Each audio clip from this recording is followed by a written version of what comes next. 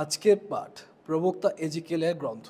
একদিন আমার প্রতি উচ্চারিত হলো ভগবানের এই বাণী, মানবপুত্র, আমি তোমাকে ইসরায়েল বংশে প্রহরী পদে নিযুক্ত করেছি।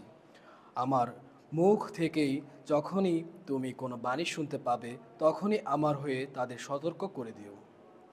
আমি যদি কখনো কোনো দুর্জনকে বলি, তোমাকে মরতেই হবে, আর তখন তুমি যদি তাকে সতর্ক করে না দাও, সে দুর্জনকে বাঁচাতে তুমি যদি তার ওই দুই চরণের বিষয়ে তাকে সাবধান করে দেবার জন্য তাকে কিছু না বলো, তাহলে তার ওই অপরাধের ফলে তাকে তো মরতেই হবে।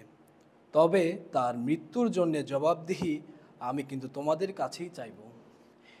এদিকে তুমি যদি দুর্জনকে সতর্ক করে দাও, আর সে যদি তবুও তার দুষ্কর্ম ও দুচারণের পথ ছেড়ে ফিরে না আসে, তাহলে তার ওই অপরাধের ফলে তাকে তো মরতেই হবে। তবে তুমি কিন্তু নিজের প্রাণ রক্ষা করতে পারবে।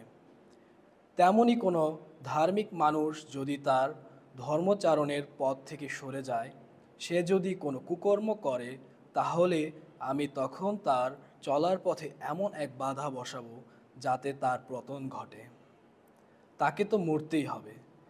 তুমি তাকে সতর্ক করে দাওনি বলেই তো তার ওই পাপের ফলে তাকে মরতেই হবে।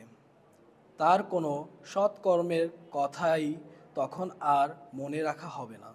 তবে তার মৃত্যুর জন্যে জবাবদিহি আমি কিন্তু তোমার কাছেই চাইব। এদিকে তুমি যদি কোনো ধার্মিক মানুষকে পাপ না করতে সতর্ক করে দাও, এবং তার ফলে ওই ধার্মিক মানুষ যদি কোনো পাপ না করে, তাহলে সে অবশ্যই বেঁচে থাকবে। তাকে সতর্ক করে দেওয়া হয়েছে বলেই সে বেঁচে থাকবে, আর এতে তুমিও তো নিজের প্রাণ রক্ষা করতে পারবে। প্রভুর বাণী।